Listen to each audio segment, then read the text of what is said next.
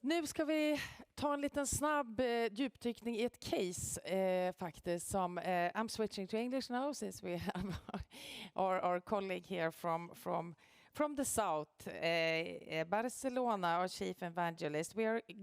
He's going to tell you about the case in Norrbotten where they put laget före jaget. And they had the courage to do all this. So welcome up on stage, Alberto, Valero. One more time.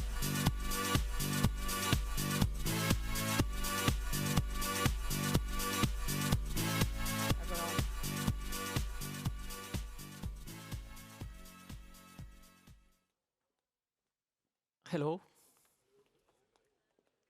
I understood everything. Don't think I didn't understand. It was yara, yara, yara, yara, suverenitet.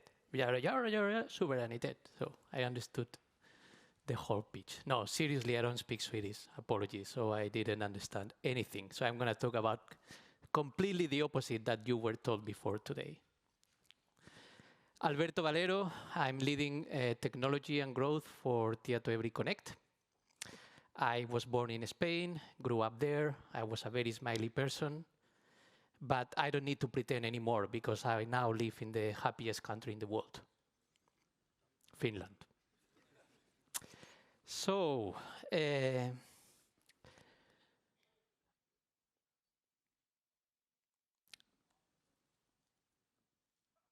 does anyone know where this is?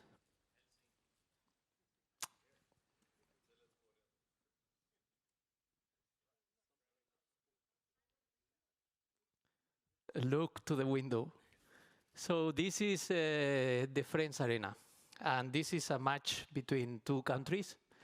One of them won, but the other one qualified to the World Cup and did a shitty job. So you could actually have done a better job, Sweden.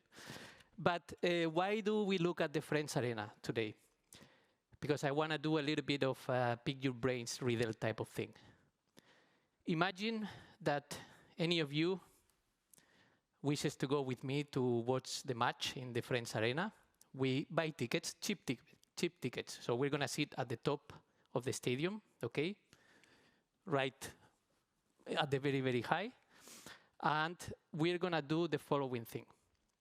We're going to throw one drop of water on the stadium, on the field. It's watertight, okay? So just play along. One drop of water in the first minute.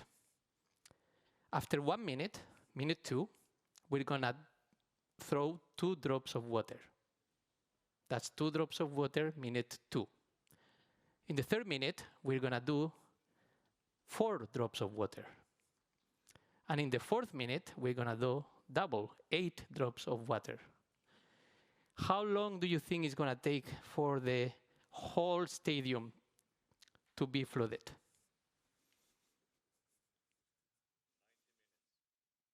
90 minutes? I thought it was going to be a couple of years or so. We're talking drops of water. Anyone wants to give a smarter answer than that? Thank you. Ulrika? 2 months, 7 years? 2 months.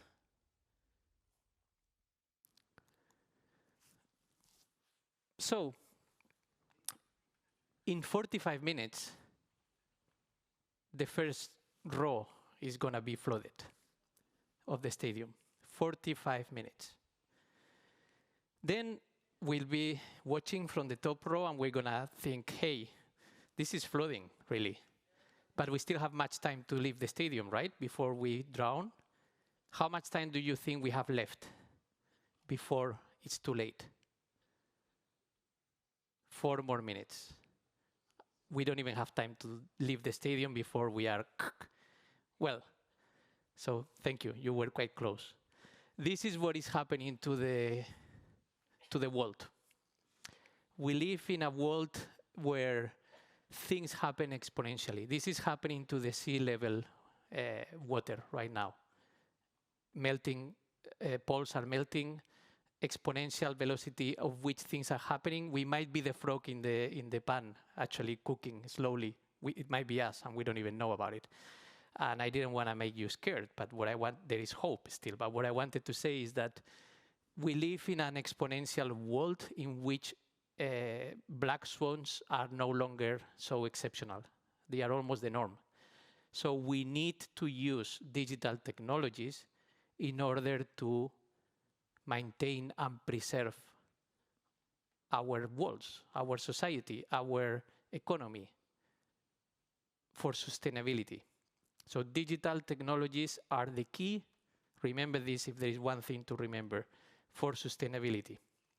But luckily, I don't need to tell you much because we are in Sweden, right? This works very well when I am pitching this in Barcelona, for example. But in Sweden, you are one of the most advanced societies when it comes to sustainability.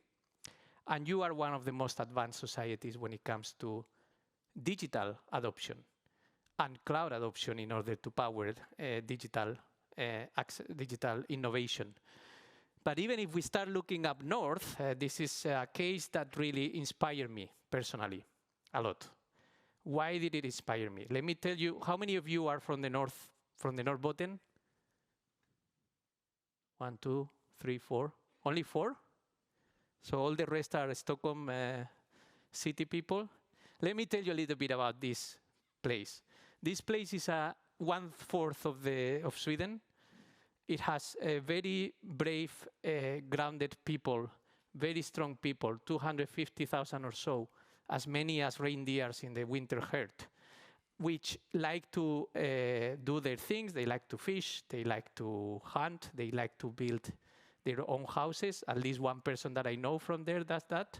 And they actually are in very good harmony with the nature. But on top of that, these 251,000 people are having 14 municipalities only.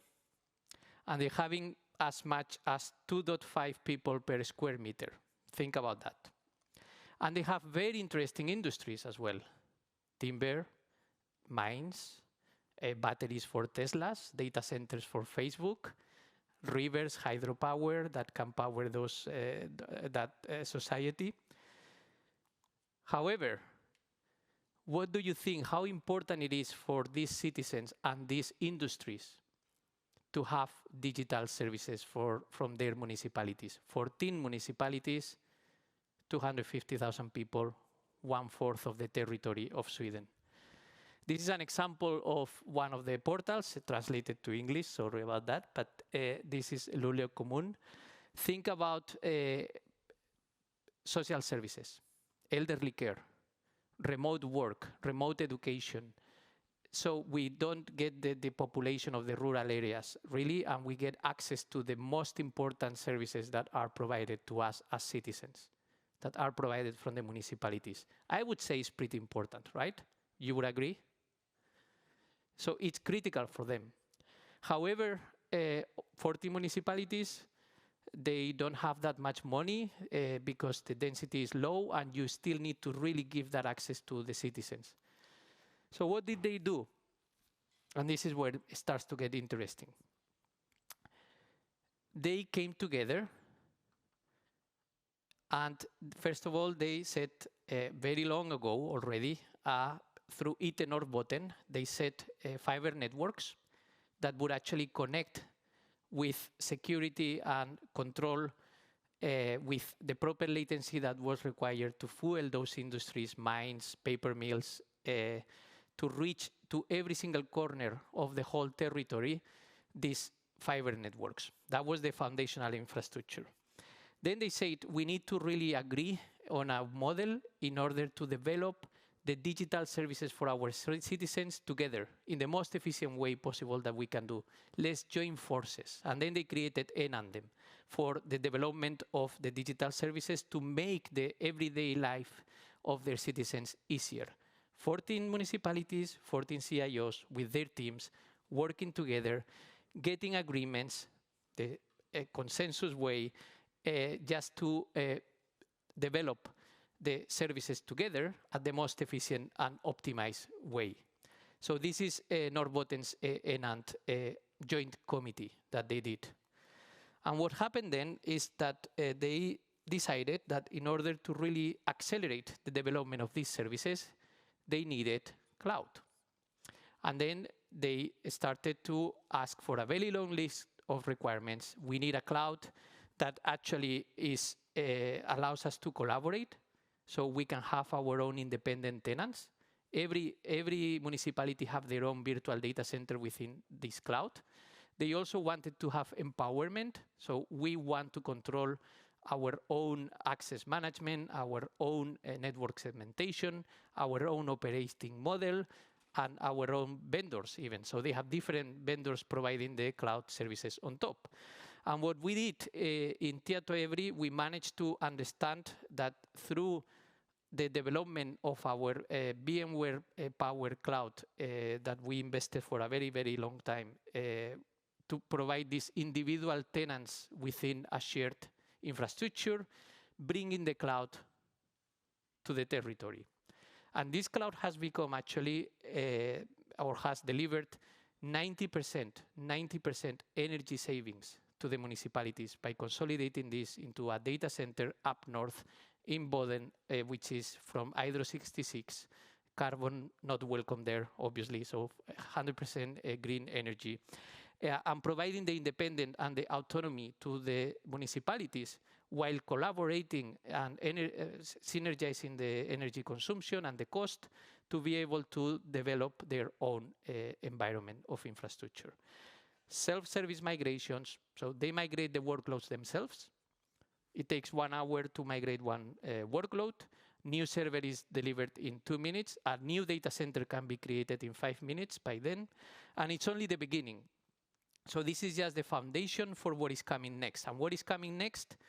The development of modern applications and the modernization of their current application portfolio, because once you have this modern cloud infrastructure, you can have platform as a service on top through a cloud marketplace where you can provide the best developer experience with PaaS components, with software as a service applications, and so on and so forth. So we will work together with these municipalities in developing the municipalities cloud that can be actually shared with the rest of the municipalities in Sweden, and even in Norway and in Finland, because there's normally common patterns of applications and PaaS components that they use. So this is an example that we are extremely proud of by what they have done, and these are the heroes of Norrbotten. A few of them are here, I see them there. That is really the way, is the lighthouse of how we survive to deliver sustainability, economy of resources, through digital innovation, through collaboration. The paradigm has changed. We are no longer working like we used to work in the past. It's not a valid model anymore. We need to collaborate between the administrations, the industries, the digital communities. There is enough work for everyone, but we need to join forces in order to make our societies more sustainable and to stay free. Thank you very much. This was it for today.